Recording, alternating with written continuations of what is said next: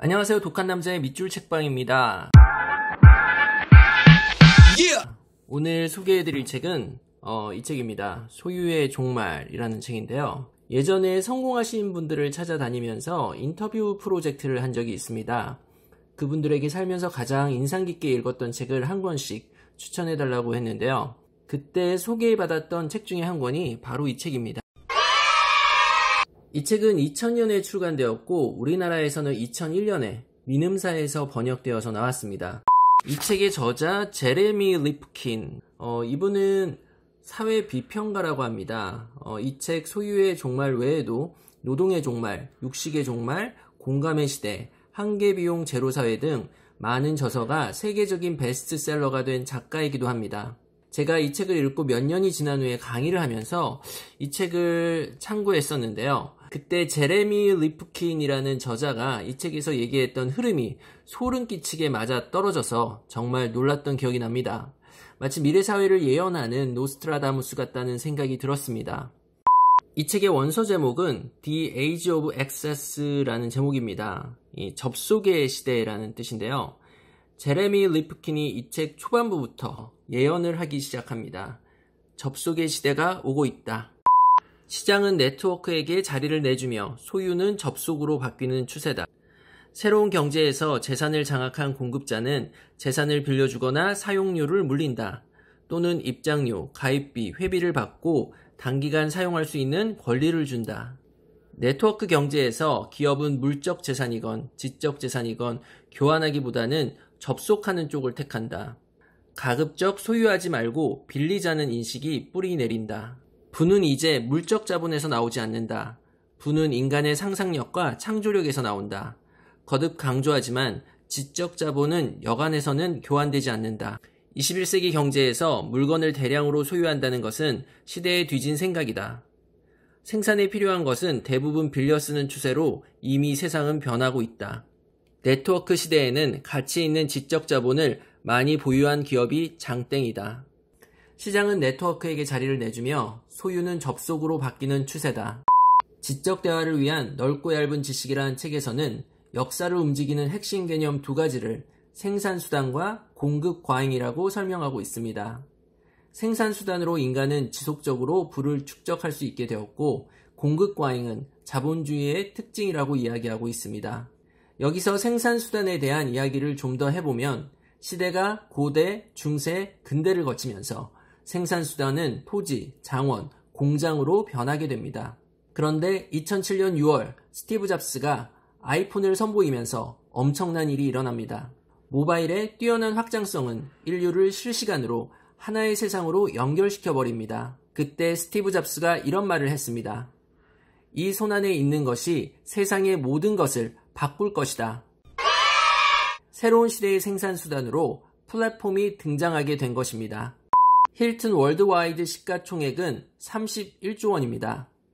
숙박 공유 서비스 업체 에어비앤비의 시가총액은 34조 원입니다. 전 세계 550개 이상의 호텔과 리조트를 가진 기업보다 어떤 숙박시설도 소유하지 않고 있는 숙박 공유 서비스 업체의 가치가 더 크다는 말입니다. 현대자동차의 시가총액이 35조 원이고 미국의 자동차 메이커 GM의 시가총액이 63조 원입니다. 차량 공유 서비스 업체 우버의 시가총액은 81조 원입니다. 자동차를 만들어서 파는 글로벌 기업보다 차량 공유 서비스 업체의 가치가 더 크다는 말입니다. 에어비앤비는 숙박시설을 소유하지 않았습니다. 우버 또한 차량을 만들어서 팔지 않습니다. 그들은 플랫폼 비즈니스를 하며 소유하지 않고 접속권을 팔고 있는 기업들입니다. 2000년에 출간된 소유의 종말에서 접속의 시대가 오고 있다는 것을 예언한 대목은 지금 이 세상에서 그대로 이루어지고 있습니다. 지금은 접속의 시대, 다른 말로 초연결 사회가 되었습니다. 가진 사람과 못 가진 사람의 격차도 크지만 연결된 사람과 연결되지 못한 사람의 격차는 더욱 큰 사회에서 살고 있다는 말입니다. 네트워크 경제에서는 모든 종류의 재산이 구입될 가능성보다는 접속될 가능성이 높지만 유형재산과 무형재산의 차이는 엄연히 존재한다.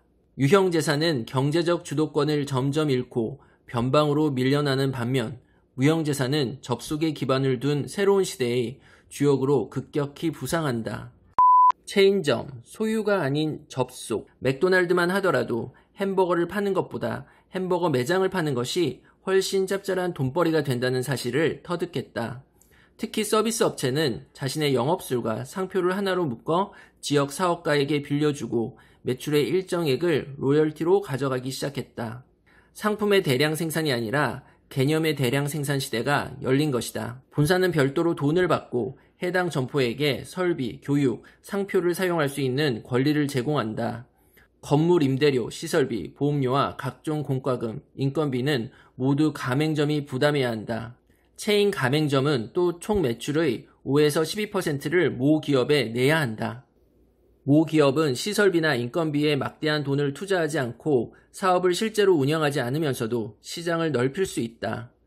체인 가맹점은 운영기술, 브랜드, 이미 성공이 입증된 안전한 사업을 할 수 있다는 장점이 있다. 체인 가맹점은 사업체를 소유한 것이 아니다.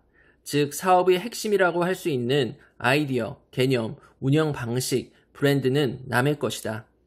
체인점 계약의 핵심은 접속의 합의이지 소유권의 양도가 아니다. DNA 임대.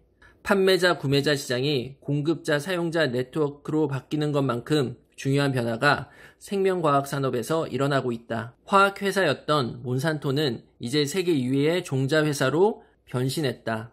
몬산토는 콩 시장의 33%, 옥수수 종자 시장의 15%를 지배하며 델타 앤드 파인랜드의 인수로 미국 면화 종자 시장의 85%를 장악하게 되었다. 특허를 얻은 종자는 판매되지 않는다. 다만 한 해 농사를 지을 동안만 빌려주는 것이다. 수확을 해서 얻은 새 종자의 소유권은 특허권자에게 있기 때문에 농부가 이듬해 농사에 마음대로 쓸 수 없다. 농부는 타인의 지적 재산을 잠시 접속할 수 있을 뿐이다. 종자는 법적인 의미에서는 판매되거나 구입되는 것이 아니다. 오로지 임대될 뿐이다. 몬산토를 비롯한 여러 생명과학 기업은 엄연히 특허를 따낸 종자를 함부로 파종하는 농부는 누구든 고소하겠다는 입장을 분명히 밝혔다. 현존하는 종자에 남김없이 특허를 내므로써 생명과학 기업은 세계 농업 생산을 효과적으로 지배하고 있다. 그들은 공급자가 되고 전 세계 농민은 사용자가 되어 해마다 파종 시기가 돌아오면 씨앗에 대한 접속권을 사야 한다. 각각의 사업 영역에서 아이디어에 대한 독점권을 보유한 소수의 기업은 산업 전체를 좌지우지할 수 있는 고지에 올라서고 있습니다.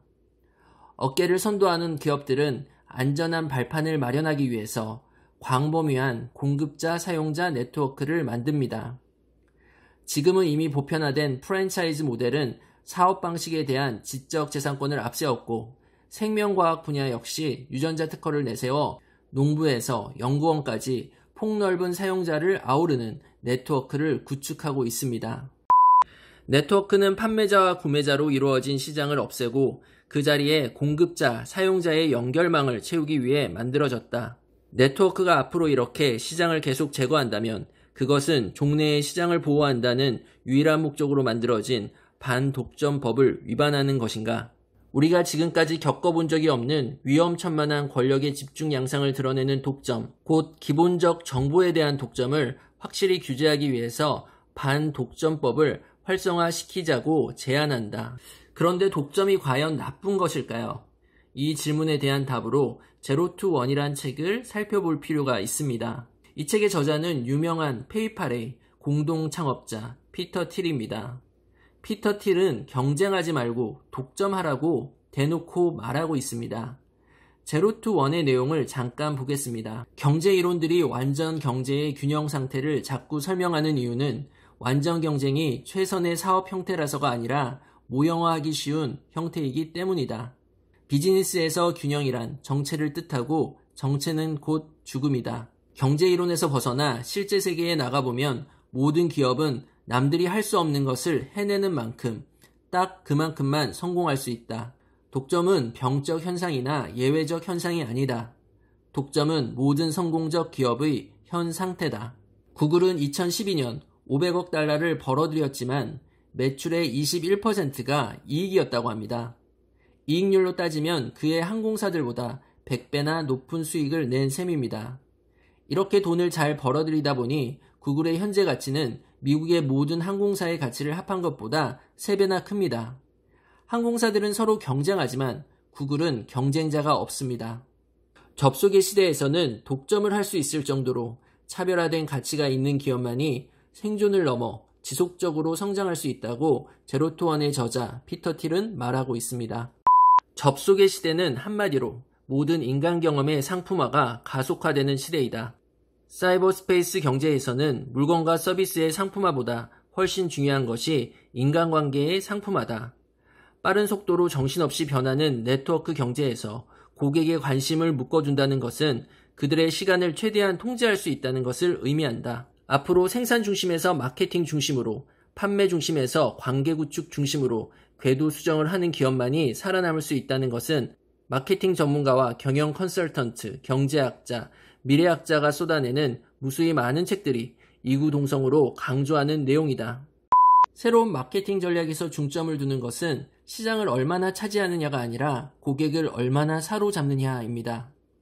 네트워크 경제에서는 모든 기업들이 한 종류의 제품을 최대한 많은 고객에게 팔려고 애쓰는 것이 아니라 한 명의 고객에게 이런저런 다양한 제품을 평생에 걸쳐서 최대한 많이 팔려고 노력합니다. 이제는 고객이 시장입니다. 제 아무리 창조적이고 혁신적인 기업이라 하더라도 진정으로 소유할 만한 가치가 있는 유일한 것은 고객 관계입니다. 2018년 7월 26일 페이스북 주가가 19%나 추락한 일이 있었습니다. 이 회사 기업 가치가 하루 사이에 약 134조 원이나 날아가 버렸습니다. 스타벅스나 나이키의 시가총액이 하루 동안 증발해버린 것입니다. 단 하루 만에 기업 가치의 5분의 1이 날아가 버린 근본적인 원인은 무엇일까요? 지구촌 인터넷 인구의 3분의 2인 25억 명의 이용자를 모은 이 회사는 개인정보 보호와 가짜뉴스 척결에 관해 충분한 신뢰를 얻지 못했습니다. 2016년 미국 대선에 관여한 기업의 페이스북 이용자 5천만 명의 데이터가 넘어간 것과 관련해서 저크버그가 의회 청문회에 불려나가기도 했습니다. 접속의 시대에는 신뢰가 가장 소중한 자본입니다. 신뢰가 깨지면 고객관계라는 가장 중요한 자산을 잃게 됩니다. 이건 기업뿐만 아니라 개인 브랜드를 만드는 전문가나 인플루언서도 마찬가지입니다. 나는 과연 접속할 만한 가치가 있는가? 내 컨텐츠는 신뢰할 수 있는가? 내 비즈니스는 고객관계를 중요시하는가? 이런 질문들은 내가 올바른 방향으로 나갈 수 있게 하는 나침판이 되어줄 것입니다. 오늘날 자본주의는 새로운 도전에 직면해 있다. 더 이상 살 것이 없다는 비디오 예술가 백남준의 말은 바로 이 문제의 전국을 찌른다. 선진국에서 특히 자본주의 생활 양식이 제공하는 풍성한 혜택을 마음껏 누리는 전 세계 인구의 20%에 해당하는 사람들에게 상품의 소비는 이제 거의 한계점에 이르렀다. 바로 이 지점에서 자본주의는 완전한 문화적 자본주의를 향한 최후의 변신을 시도한다. 문화적 생활을 상징하는 기호, 그 기호를 해석하는 예술적 의사소통의 형식만 우려먹는 것이 아니라 살아있는 체험 그 자체를 우려먹는 것이다. 접속의 시대에서 사람들은 살아있는 체험에 접속할 수 있는 권리 자체를 사게 됩니다. 여기서 유명한 미래학자들이 했던 말을 인용해볼까 합니다. 미래학자 엘빈 토플러는 이런 얘기를 했습니다. 우리는 역사상 처음으로 첨단 과학기술을 이용하여 인간의 체험이라는 가장 일시적이면서도 가장 지속적인 상품을 생산하는 사회에서 살게 될 것이다. 미래학자 제임스 오길비는 이렇게 지적하고 있습니다. 이제 소비자는 내가 아직 안 가지고 있는 것 중에서 가지고 싶은 것이 뭔가 라고 묻지 않고 내가 아직 체험하지 못한 것 중에서 체험하고 싶은 것이 뭔가 라고 묻는다. 구글 선정 세계 최고의 미래학자라고 불리는 토마스 프레이는 이런 말을 했습니다. 미래는 경험이 움직이는 시대이다. 사회가 발전할수록 사람들은 더 많은 물질을 소유하기보다는 삶의 질을 향상시키는 경험을 더 많이 하기를 원합니다. 쇠락해가는 코엑스몰을 인수한 신세계는 코엑스몰 부활의 열쇠가 경험에 있다고 보고 비싼 땅값을 지닌 공간에 매장이 아닌 별마당 도서관을 만들었습니다. 책이랑 컨텐츠가 있는 문화공간이 사람을 끌어모으고 오래 머물게 한다는 걸 신세계는 알고 있었습니다. 이 전략은 성공을 거두어 한때 10%에 다다랐던 공실률이 0% 가까이 회복되고 이용객의 체류 시간이 길어지면서 별마당 도서관 인근 매장 매출은 30% 이상 올랐다고 합니다. 신세계그룹은 시장 점유율, 마켓쉐어보다 사람들의 일상을 함께하는 라이프쉐어에 집중하고 있습니다. 경험 소비가 중요하다는 것을 알기 때문입니다. 경험 소비가 중요한 이유는 그것이 소유보다 소비자의 행복에 더 크게 기여하기 때문입니다. 경험 소비는 매우 SNS 친화적입니다. SNS의 등장은 이전과는 달리 소유물뿐만 아니라 경험, 라이프스타일, 나아가 가치관까지도 자랑의 대상으로 삼을 수 있게 했습니다. 우리는 확실히 사진을 찍는 시대에 살고 있습니다. 경험을 남기고 싶어서 사진을 찍는 것이 아니라 사진을 찍고 싶어서 경험을 합니다. 인스타그램의 피드를 차지하는 대부분의 사진들은 바로 소비입니다. 우리는 무엇을 소비하느냐로 자기 자신을 드러낼 수 있으며 그것을 통해 남들과 차별화를 시도하고 있습니다. 지금 우리에게 중요한 질문은 우리는 어떤 모습일까 보다는 우리는 어떤 모습으로 보이고 싶어 하는가입니다.